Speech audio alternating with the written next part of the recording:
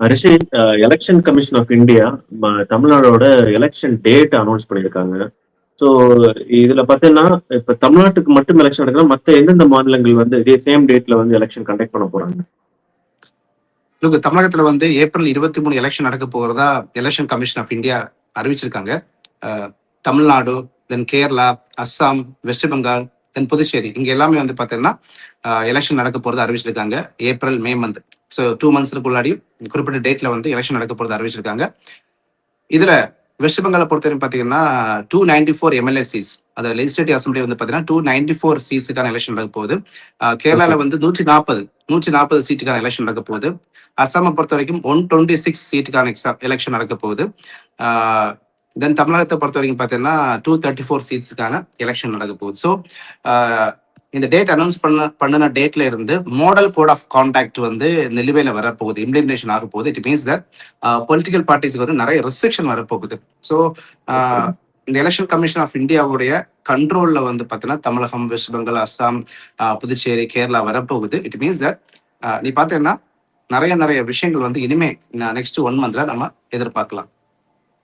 Okay, இப்போ சொல்லப்பட்டிருக்கிற date என்ன அப்படின்னு பார்த்தோம்னா ஏப்ரல் 23 சொல்லியிருக்காங்க. அண்ட் வாக்கு எண்ணிக்கை எப்போனா மே 4 சொல்லப்பட்டிருக்கு. ஸோ இப்போ 23 எலெக்ஷன் அப்படின்னா இப்போ அந்த கோட் ஆஃப் கண்டக்ட் இருக்குல்ல, ஸோ அது எப்போ இன்னையில இருந்து இம்ப்ளிமெண்ட் ஆகுமா? ஸோ அது இம்ப்ளிமெண்ட் ஆயிடுச்சுன்னா இப்போ வந்து சாதாரணமா இப்போ ஆளுங்கட்சியா இருந்தாலும் சரி, இல்ல ஆப்போசிஷன் பார்ட்டியா இருந்தாலும் சரி, இவங்க கண்டிப்பா எனக்கு தெரிஞ்சு இவங்க இப்போ புது விதமான ஸ்கீம்ஸோ இல்ல இதுக்கப்புறம் எலெக்ஷன் சம்பந்தமான எந்த ஒரு முன்னெடுப்புகளும் பண்ண முடியாது இல்ல. கண்டிப்பா எஸ். இது வந்து வேற பொலிட்டிக்கல் பார்ட்டிஸுக்கும் வந்து நிறைய ரெஸ்ட்ரிக்ஷன்ஸ் வரும்.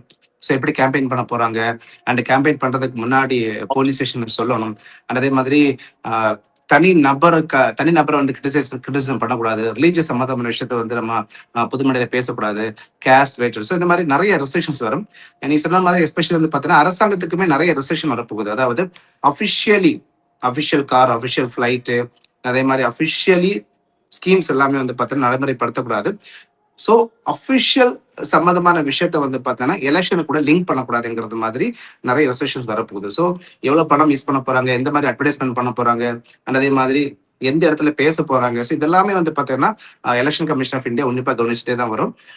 பட் திரும்ப சொல்றேன், அரசாங்கத்துக்கு வந்து எலெக்ஷன் கமிஷன் ஆஃப் இந்தியா கிட்ட பயந்து பேசாம இருப்பாங்களா, செய்யாம இருப்பாங்களா நமக்கு தெரியல. ஏன்னா லாஸ்ட் எலெக்ஷன்ல வந்து பாத்தீங்கன்னா நரேந்திர மோடி வந்து நம்மளோட பிரைம் மினிஸ்டர் நரேந்திர மோடி பல இடத்துல வந்து பாத்தீங்கன்னா நிறைய விஷயங்கள் பேசியிருந்தா எலெக்ஷன் கமிஷன் நிறைய இடத்துல வந்து எச்சரிக்கை விடுத்திருந்தாங்க.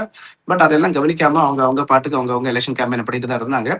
ஸோ அரசாங்கம் பயப்படுமாங்கிறத தாண்டி நிறைய ரெஸ்ட்ரிக்ஷன் வரப்போகுதுங்கிறது இந்த மாடல் கோட் ஆஃப் கான்டாக்ட் மூலமா நமக்கு என்னன்னா இப்போ இன்னைக்கு டேட் அனௌன்ஸ் பண்ணிருக்காங்கன்னா இன்னையில அது இம்ப்ளிமெண்ட் ஆகுமா, இல்ல இதுக்குன்னு தனியா ஏதாவது ப்ரோட்டோகால்ஸ் இருக்கா? லைக் நெக்ஸ்ட் ஒரு 1 வீக்ல தமிழ்நாடோட ஸ்டேட் எலெக்ஷன் கமிஷன் டிசைட் பண்ணும் அந்த மாதிரியான ஏதாவது விஷயங்கள் இருக்கு? இல்ல இந்த எம்எல்ஏ எலெக்ஷனை பொறுத்தவரை பார்த்தீங்கன்னா எலெக்ஷன் கமிஷன் ஆஃப் இந்தியா தான் இந்த எலெக்ஷன் நடத்தும். ஸோ ஒன்ஸ் அந்த டேட் அனௌன்ஸ் பண்ணிட்டாங்கன்னா எந்த டைம்ல அந்த டேட் அனௌன்ஸ் பண்றாங்களோ அந்த டைம்ல இருந்து மாடல் கோட் ஆஃப் கான்டாக்ட் வந்து நிலுவையில வந்துடும். ஸோ நிலுவையில வந்தாச்சு, இன்னையில நிலுவையில வந்தாச்சு. மாடல் கோட் ஆஃப் கண்டக்ட் அப்படின்றது இப்போ மறுபடியும் இப்போ எலெக்ஷன் கமிஷன் ஆஃப் இந்தியா இப்போ கூடிய சீக்கிரம் ரிலீஸ் பண்ணுவாங்க. இது வந்து ஆல்ரெடி ரிலீஸ் பண்ணிட்டாங்க. இந்த மாடல் கோட் ஆஃப் கான்டாக்ட் வந்து பாத்தீங்கன்னா 1960s வந்து பாத்தீங்கன்னா முதல்ல கேரளால வந்து கேரளா எலெக்ஷன்ல இந்த மாடல் கோட் ஆஃப் கான்டாக்ட் முதல்ல பயன்படுத்துறாங்க. ஒவ்வொரு எலெக்ஷனே வந்து பாத்தீங்கன்னா அந்த model code of conduct basic principles இருக்கு. அந்த பேசிக் பிரின்சிபல்ஸ் எல்லாமே வந்து இன்னும் இருந்து நிலுவையில் வரும். பேசிக் பிரின்சிபல்ஸ் சொல்லும் போது இந்தந்த விஷயங்கள் பண்ணக்கூடாது, இந்தந்த விஷயங்கள் பண்ணணும், டூ அண்ட் டோன்ட். இதுதான் model code of conduct. So அது வந்து ஆல்ரெடி ப்ரிப்பேர்டா இருக்கு. ஆல்ரெடி எல்லா எலெக்ஷனையும் நடத்திட்டே தான் வருது. ஸோ இன்னையில இருந்து அது நடைமுறைக்கு வரும். ஓகே. அண்ட் இப்போ புது ஸ்கீம்ஸ் எதுவும் அனௌன்ஸ் பண்ணக்கூடாது அப்படின்னா இப்போ ஆளுங்கட்சிக்கு தான் இந்த ரெஸ்ட்ரிக்ஷன் இருக்கும். லைக் ஆளுங்கட்சியில இப்போ இந்த மகளிர் திட்டம் ஆகட்டும், இப்போ சமீபத்துல கூட முதலமைச்சர் 5000 ரூபாய் எல்லா அக்கௌண்ட்லயும் போட்டாரு. ஸோ இந்த மாதிரியான விஷயங்கள் தான் பண்ணக்கூடாது. வேற அவங்களோட மேனிஃபெஸ்டோல நெக்ஸ்ட் அவங்க கண்டெஸ்ட் பண்ணி வின் ஆனா என்ன மாதிரியான விஷயங்கள் நாங்க பண்ணுவோம், எந்த மாதிரியான ஸ்கீம்ஸ் நாங்க அனௌன்ஸ் பண்ணுவோம், அந்த இதெல்லாம் தாராளமா சொல்லலாம்ல. ஸோ அதுக்கு வந்து எதுவும் ரெஸ்ட்ரிக்ஷன்ஸ் கிடையாது இல்லை.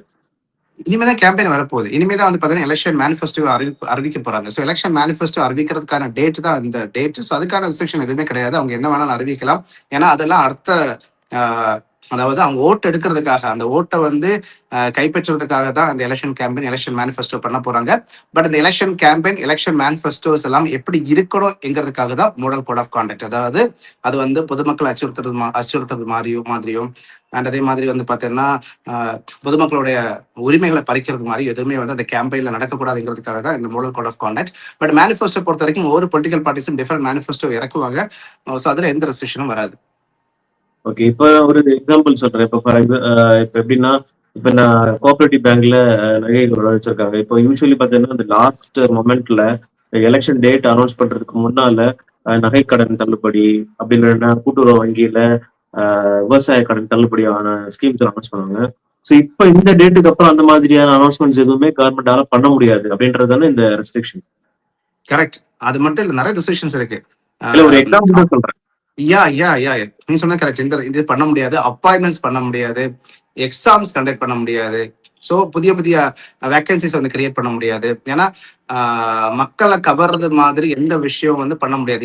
இதனால பாத்தீங்கன்னா ஃபண்டை வந்து தேவையில்லாம யூஸ் பண்ணக்கூடாது. எலெக்ஷன் டைம்ல இந்த மாடல் கோட் ஆஃப் கான்டக்ட்ல வந்து பொலிட்டிக்கலி வந்து ஓட்டை கைப்பற்றுறதுக்காக தான் ஃபண்டை ஒதுக்கணுமே தவிர மக்களை வந்து மக்களோட அந்த ஓட்டை கைப்பற்றுறதுக்காக அரசாங்கத்தோட ஃபண்ட் ஆர் மக்களோட வரிப்பணத்தை யூஸ் பண்ணி இந்த டைம்ல வந்து பாத்தீங்கன்னா ரொம்ப அதிகமா செலவு பண்ணக்கூடாதுங்கிறதுக்காக தான் இந்த model code of conduct. So இதெல்லாமே வந்து பாத்தீங்கன்னா இல்ல எனக்கு ஒரு கேள்வி என்னன்னா, இப்ப எதிர்கட்சியா இருந்தாலும் சரி, ஆளுங்கட்சியா இருந்தாலும் சரி, இப்ப இந்த பர்டிகுலர் இப்ப கேம்பெயின் ஆகட்டும், இப்ப ஆளுங்கட்சி நடத்துற ஒரு பிரச்சாரம் ஆகட்டும், எதுலயுமே இப்ப இருக்கிற சுச்சுவேஷன்ல அரசாங்கத்தோட காசை எடுத்து எதுலயுமே செலவு பண்ண முடியாது இல்ல. இப்ப ஆளுங்கட்சியா இருந்தாலுமே அவங்க செலவு பண்றதுக்கான அவங்களுக்கு ரைட்ஸ் இருக்கா அந்த மாதிரி? எல்லாத்துலயும் செலவு பண்ண முடியாது அப்படிங்கிறது கிடையாது. நார்மலான ரொட்டில இருக்கக்கூடிய செலவுகள் எல்லாம் ஆட்டோமேட்டிக்கலி பண்ணலாம். அந்த பட்ஜெட் அலோகேஷன் படி இருக்கக்கூடிய விஷயங்கள் எல்லாமே இப்போ ஒரு தனிப்பட்ட ஒரு கட்சிக்கான எலெக்ஷன் கேம்பெயின்ல மக்களோட வரி பணத்தை யூஸ் பண்ண முடியாது இல்ல. கண்டிப்பா யூஸ் பண்ணக்கூடாது. ஆல்ரெடி வந்து பாத்தீங்கன்னா பிப்ரவரியில வந்து ஒரு இன்டரிம் பட்ஜெட், ஒரு இடைக்கால பட்ஜெட் கொண்டு வந்திருந்தாங்க. இந்த இடைக்கால பட்ஜெட் வந்து பாத்தீங்கன்னா இந்த ஒரு குறிப்பிட்ட 6 மாசத்துக்கான இடைக்கால பட்ஜெட். அந்த பட்ஜெட்ல எதெல்லாம் விஷயங்கள் வந்து நடைமுறைப்படுத்த போறோம்ங்கிறத சொல்லியிருந்தாங்களோ அதுக்கு எல்லாத்துக்குமே வந்து பாத்தீங்கன்னா ஃபண்ட் ஒதுக்கீடு பண்ணலாம். அதுல பிரச்சனை எதுவுமே கிடையாது. ஆனா புதிய ஸ்கீம்ஸ், புதிய நிதி ஒதுக்கீடு, புதிய அப்பாயின்மெண்ட்ஸ், புதிய விஷயங்கள் எதுவுமே கொண்டு வரக்கூடாது இந்த மாடல் கோட் ஆஃப் கான்டக்ட் டைம்ல. ஓகே. இப்ப அதே மாதிரி இப்போ லாஸ்டா நடந்த டிஎன்பிஎஸ்சி இப்போ எந்த குரூப் ஆகட்டும், ஸோ அந்த குரூப்புக்கெல்லாம் இப்போ ஆல்மோஸ்ட் எல்லாமே அப்பாயின்மெண்ட்ஸ் எல்லாம் கொடுத்து முடிச்சிட்டாங்களா, இல்ல இனிமே வந்து நிலுவையில் இருக்கக்கூடிய கொஸ்டின்ஸ் இருக்கா? இன்னைக்கு ஒரு எக்ஸாம் நடந்துச்சு. இன்னைக்கு வந்து குரூப் 2A மெயின்ஸ் எக்ஸாம் வந்து முன்னாடி ஒரு 2 months 1 month பிஃபோர் வந்து கேன்சல் பண்ண எக்ஸாம் இன்னைக்கு நடக்குது. ஸோ இனிமே வந்து பாத்தீங்கன்னா ஒரு 2-3 months வந்து எக்ஸாம்ஸ் நடக்காது. இன்னைக்கு நடந்த இந்த எக்ஸாம்ஸோட ரிசல்ட் அப்போ எனக்கு தெரிஞ்சு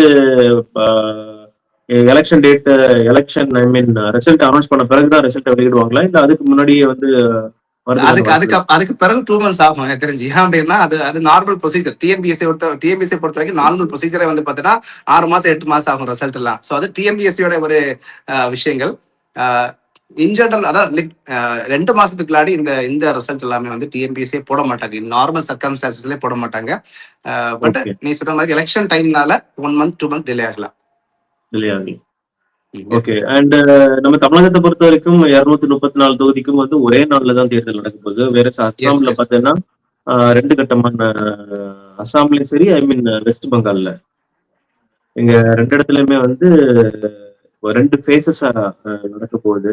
அண்ட் எலெக்ஷனை பொறுத்த வரைக்கும் இப்போ பாத்தீங்கன்னா இப்ப டேட் அனௌன்ஸ் பண்ண அப்புறமா தான் நமக்கு கோயிலேஷன் லைக் கூட்டணி குறித்த ஒரு ஸ்ட்ராங்கான டிசிஷன் நடப்பாங்க. இப்ப சில வதந்திகள் எப்படி வருதுன்னா பிஜேபி டிவிகே கூட கூட்டணி பேசுற மாதிரி. ஆமா, ஏன்னா இன்னைக்கு இந்தியன் எக்ஸ்பிரஸ்ல ஒரு நியூஸ் பார்த்தேன். என்ன சொல்லியிருக்காங்கன்னா 80 சீட்டு கொடுக்கறதாகவும் 80 எம்எல்ஏ சீட்டு கொடுக்கறதாகவும் டெபுட்டி சிஎம் பொசிஷன் வந்து விஜய்க்கு கொடுக்கறதாகவும் வந்து பிஜேபி தரப்புல இருந்து டிவிகே கிட்ட பேசுறாங்க அப்படின்ற நியூஸ் எல்லாம் கசிது. பட் 2 சைட்லயுமே பெரிய பெரிய லீடர்ஸ் யாருமே இதுக்கு இன்னுமே தலை சாக்கல. ஆனா அப்ப பிஜேபி வந்து பாத்தீங்கன்னா விஜய் கட்சியோட சேர போறாங்களா ஏடிஎம்கே விட்டுட்டு? அதுல ஏடிஎம்கே விடுறாங்களா, இல்ல ஏடிஎம்கே தூக்கிட்டு வர்றாங்களா, இல்ல விஜய் கூட ஒட்டுறாங்களா, இல்ல பிரியுறாங்களா, எதுவுமே டிசைட் ஆகல. பட் இப்போ இந்த டேட் அனௌன்ஸ் பண்ணதுனால இந்த மாதிரியான இந்த கோயிலேஷன் ப்ராசஸ், இந்த கூட்டணி சம்பந்தமான விஷயங்கள் எல்லாம் ஒரு 10 நாட்கள்ல இன்னும் ரொம்ப தெளிவா மக்களுக்கு வந்து ஒரு புரிதலை பிடிப்பாங்க அப்படின்றத என்னோட ஒரு எக்ஸ்பெக்டேஷன். ஏன்னா இதுக்கப்புறம் மக்கள் வந்து ஜவுமன் இதுக்கப்புறம் இழுத்துட்டு போயாச்சுன்னா லாஸ் வந்து நமக்கு கிடையாது, லாஸ் அவங்களுக்கு தான் லாஸ். அது எந்த கட்சியா இல்ல இருந்தாலும் சரி, அது யாரு ஏடிஎம்கே சரி. இருந்தாலும் சரி, டிஎம்கே இருந்தாலும் சரி, பிஜேபியா இருந்தாலும் சரி. பட் இந்த எலெக்ஷன் எனக்கு தெரிஞ்ச மக்கள் ஆல்ரெடி தெளிவா தான் இருக்காங்கன்னு எனக்கு தோணுது ஆக்சுவலி. ஏன்னா யாருக்கு ஓட்டு போடுறேங்கிறத வந்து மக்கள் ஆல்ரெடி தெளிவா தான் இருக்காங்க. ஸோ இந்த எலெக்ஷனை இல்ல பொறுத்த வரைக்கும் ரொம்ப கன்ஃபியூஸ் பண்ண முடியாதுன்னு எனக்கு ஒரு இன்னர் ஃபீலிங். ஏன்னா இந்த அரசாங்கம் பண்ண விஷயங்களும் அதே மாதிரி வந்து பார்த்தீங்கன்னா பிஜேபி ஏடிஎம்கேல இருக்கக்கூடிய குளறுபடிகள், விஜய் வந்ததுனால இருக்கக்கூடிய பிரச்சனைகள், ஸோ இதெல்லாம் பார்க்கும்போது வந்து பார்த்தீங்கன்னா ஒரு ஆப்போசிஷன் பார்ட்டியை பொறுத்த வரைக்கும் ஒரு அன்சஸ்டைனபிளான ஒரு விஷயங்கள் நடந்துட்டே இருக்கு. டிஎம்கே வந்து பார்த்தீங்கன்னா ஒரு சஸ்டைனபிளா ஒரு ஒரு கரெக்டா ஒரு ஸ்டேபிளா இருக்காங்க. எனக்கு தெரிஞ்சு மக்கள் தெளிவா இருக்காங்கன்னு எனக்கு ஒரு இன்னர் ஃபீலிங் கிடைக்குது. ஓகே. ஆனா என்னை பொறுத்த வரைக்கும் எப்படின்னா, இப்போ நியூ ஓட்டர்ஸ் பார்த்தீங்கன்னா ஆல்மோஸ்ட் ஒரு 10 to 12 lakhs நியூ ஓட்டர்ஸ் வந்திருக்காங்க தமிழ்நாட்டுல, நியூ ஜென் ஓட்டர்ஸ். ஸோ இந்த 10 to 12 லேக்கான ஓட்டர்ஸும் பார்த்தீங்கன்னா பெரிய அளவுல ஒரு ஷிஃப்டை ஏற்படுத்துறதுக்கான வாய்ப்புகள் நிறைய இருக்கு. ஏன்னா நீ லாஸ்ட் டைம் பார்த்தேன்னா 2021 எலெக்ஷன்ல ஏடிஎம்கே அண்ட் ஏடிஎம்கே தனித்து போட்டிட்டுச்சுன்னு நினைக்கிறேன். அண்ட் இன்னொரு சைட்ல பார்த்தீங்கன்னா இவரு நம்ம இவர் இருக்காருல்ல, அமமுக, எஸ். அவரு பார்த்தீங்கன்னா அவரும் தனித்து போட்டிட்டாரு. அண்ட் ஏடிஎம்கேவோட அந்த வின்னிங் எட்ஜ் இருக்கும்ல, ஏடிஎம்கே நிறைய சீட்ஸ் பார்த்தீங்கன்னா கிட்டத்தட்ட ஒரு 30%, ஐ மீன் ஒரு 30 சீட்டு ரொம்ப சுருக்கமான மார்ஜின்ல அந்த ஓட்டை பார்த்தீங்கன்னா DMDK, I mean not DMDK, AMMK வந்து பிரிச்சிருச்சு. ஆனா அந்த அந்த பர்டிகுலர் அந்த அமமுக வந்து சப்போஸ் அந்த டைம்ல ஏடிஎம்கே கூட வந்து சேர்ந்து இருந்தாங்கன்னா சப்போஸ் இன்னும் நிறைய சீட்ஸ் வந்து ஏடிஎம்கேக்கு வந்திருக்கலாம் அப்படின்ற மாதிரி எல்லாம் சில விஷயங்கள் சொல்றாங்க. பட் எனக்கு என்ன தோணுதுன்னா இந்த தடவை வந்து ஓட்டிங்கை பொறுத்த வரைக்கும் பெண் வாக்காளர்கள், உமன் எலக்டோரேட் தான் வந்து இந்த எலெக்ஷனை டிசைட் பண்ணுவாங்கன்னு எனக்கு தோணுது. ஏன்னா டிஎம்கே வந்து பாத்தீங்கன்னா உமன் எலக்டோரேட் வந்து நிறைய அட்ராக்ட் பண்ணிருக்காங்க. சோ அவங்க எப்படி ஓட்டு போடுறாங்க நீ வந்து இன்னொரு விஷயம் நீ கவனிக்கணும், தமிழகத்துல பெண் வாக்காளர்கள் ஜாஸ்தி, அது நல்லா புரிஞ்சுக்கோ.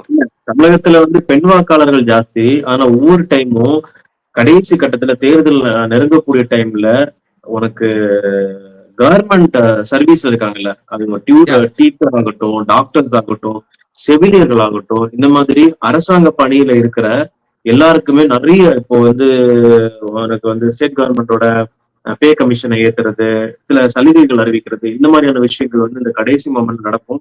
இது கருணாநிதி அவர்கள் இருந்த டைம்ல பார்த்தோன்னா இது வந்து ஒரு ஃபார்மலாவே ஒரு காமனாவே நடக்கக்கூடிய ஒரு விஷயம். ஆனா இந்த பர்டிகுலர் இயர்ல பார்த்தோன்னா ஏகப்பட்ட போராட்டங்கள் உனக்கு நீயே பார்த்திருப்ப. ஆனா அதுல வந்து அறிவிச்சிருக்கக்கூடிய ஸ்கீம்ஸ் ஆகட்டும், இல்ல வந்து அந்த இப்போ சொல்லி இருக்கக்கூடிய அந்த பென்ஷன் ஸ்கீம் ஆகட்டும், இது எல்லாமே பெரிய அளவுல நான் வந்து கேட்ட வரைக்கும் எந்த அரசாங்க ஊழியர்களுக்கும் இதுல வந்து ஒரு பெரிய உடன்பாடு கிடையாது அப்படின்னா. பட் அரசாங்க ஊழியர்கள் வந்து பாத்தீங்கன்னா ஒரு 1 or 2% தான் பாலா, அதாவது ஒரு 2% தான் சொல்ல முடியாது. அரசாங்க ஊழியர்கள் 1 or 2%. ஆனா அவங்களோட இல்ல நான் என்ன சொல்றேன்னா, நீ வந்து இல்ல நான் அப்ப இல்ல, அவங்க ஃபேமிலிஸ் நம்ம வந்து எதையுமே கெஸ் பண்ண முடியாது. ஏன்னா லாஸ்ட் டைம் வந்து பாத்தீங்கன்னா நீ இங்க எலெக்ஷன் நடந்துச்சு, பீகார் எலெக்ஷன்ல 100% எல்லா உனக்கு வந்து இந்த இது எக்ஸிட் போல்ல பாத்தீங்கன்னா காங்கிரஸ் கவர்மெண்ட் தான் கம்பல்சரி, கண்டிப்பா அவங்க தான் ஆட்சி அமைக்க போறாங்க அப்படின்றது ஆணித்தரமா எல்லா எக்ஸிட் போலுமே சொல்லிச்சு. ஆனா எக்ஸிட் போல் என்ன ஆச்சு, கடைசியில கவுந்து போச்சு. எல்லாரோட கெஸிங் வந்துச்சு. எல்லாருமே என்ன சொன்னாங்கன்னா பிஜேபி அங்க வர்றதுக்கான வாய்ப்பே கிடையாது, கண்டிப்பா அங்க வந்து காங்கிரஸ் தான் வரும் அப்படின்னாங்க. ஆனா கடைசியா என்ன நடந்துச்சு, அதே மாதிரி நம்ம இப்போ வந்து அப்படியே பால என்ன சொல்றேன்னா மக்கள் எதிர்பார்க்கறத தாண்டி இந்த தடவை பிஜேபி ஏடிஎம்கே வரும். பிஜேபி மக்கள் எதிர்பார்க்கறத தாண்டி பல டெஸ்ட் இருக்கும்னு நான் சொல்றேன். நீ சொன்ன மாதிரி மக்கள் ரொம்ப தெளிவாதான் இருக்காங்க. மக்கள் வந்து ஒவ்வொரு செட் ஆஃப் மக்கள், நீ சொன்ன மாதிரி ஃபீமேல் ஆகட்டும், ஃபீமேல் ஓட்டர்ஸ் ஆகட்டும், நியூஜென் ஓட்டர்ஸ் ஆகட்டும், இல்ல வந்து ஒரு மிடில் ஏஜ் ஓட்டர்ஸ் ஆகட்டும், எல்லாருக்குமே அவங்களுக்கான ஒரு தாட் ப்ராசஸோட தான் இருக்காங்க. அவங்களுக்கு யாருக்கு போடணும், எதுக்கு போடணும், ஏன் போடணும் அப்படின்ற கேள்விகள் வந்து பாத்தீங்கன்னா இப்போ அவங்களுக்கு ரொம்ப ஈஸியா வந்து அந்த கேள்விகளை வந்து புரிதல் கொடுக்கக்கூடிய ஒரு விதத்துல சோசியல் மீடியாக்கள் இப்போ வந்துருச்சு. ரொம்பவே சோசியல் மீடியாவோட ஆதிக்கம் அதிகமாவே இருக்கு. ஸோ அதனால Easy. என்னை பொறுத்த வரைக்கும் வந்து இந்த 2026 எலெக்ஷன் அப்படின்றது கொஞ்சம் டஃபஸ்டான எலெக்ஷனா இருக்குன்னு தான் தோணுது. ஏன்னா பிஜேபி ஏடிஎம்கே என்னதான் 2 டைம்ஸ் ரூலிங்ல இருந்தாலுமே எல்லாரும் கெஸ் பண்றது சப்போஸ் தப்பா போறதுக்கான வாய்ப்பு உண்டுன்னு தான் நான் சொல்றேன். பார்க்கலாம் பால. எனக்கு என்னோட இன்னர் ஃபீலிங் வந்து பார்த்தீங்கன்னா, பெண் வாக்காளர்கள் வந்து இந்த எலெக்ஷனை டிசைட் பண்ணுவாங்க. Because of lot of attractive schemes DMK கொண்டு வந்திருக்காங்க. ஸோ அதனால எனக்கு தெரிஞ்சு பெண் வாக்காளர்கள் வந்து ஒரு புஷ் கொடுப்பாங்கன்னு தோணுது. நம்ம எப்படி இந்த ரிசல்ட் போகுதுன்னு பார்க்கலாம். என்ன பொறுத்த இல்ல வரைக்கும் பெண் பார்த்தீங்கன்னா வாக்காளர்கள் டிஎம்கே வந்து போன வாட்டி ஏமாறுற மாதிரி இந்த வாட்டி ஏமாற மாட்டாங்கன்னு நினைக்கிறேன். நான் பர்சனல் நான் இப்ப 1000 ரூபாய் கொடுப்பேன், பர்சனலி 1000 ரூபாய் சொல்லி நாமத்தை போட்டுருக்காங்க. வந்து பார்த்தீங்கன்னா டிஎம்கேவோட ஸ்கீம்ஸ், அதாவது மக்களுக்காக கொண்டு வந்த ஸ்கீம்ஸ்னால டிஎம்கே மேபி ஒரு தடவை கூட வந்தா நல்லா இருக்கும்னு எனக்கு ஒரு ஃபீல் கிடைக்குது. நான் அப்படிதான் நினைக்கிறேன். ஏன்னா மக்களுக்காக நிறைய ஸ்கீம்ஸ் கொண்டு வந்திருக்காங்க. நிர்வாகத்தில் நிறைய குளறுபடிகள் இருந்தாலும் இல்ல, நான் மக்களுக்கு நான் நிறைய இன்னும் ஸ்கீம்ஸ் சொல்றேன். இன்னும் நம்ம இனி ஒரு எலாபரேட்டடான ஒரு வீடியோ போடலாம். போன 2021 டிஎம்கேவோட மேனிபெஸ்டோல எது பண்ணிருக்காங்க, எது பண்ணல, எது தொங்கிட்டு நிக்குது, எது கவுந்துருச்சு அப்படின்னு நம்ம ஒரு வீடியோ போடலாம். ஓகே பால, கண்டிப்பா போடும் சரியா, பாத்துக்கலாம். நான் டிஎம்கே தான் இப்போதைக்கு நான் என்னோட ஒரு இந்த கட்சி தான் வரும்னு நான் நினைக்கிறேன். பால நினைக்கிறேன் அதாவது கருப்பு டிஷர்ட் போட்டு வந்திருக்கியோ.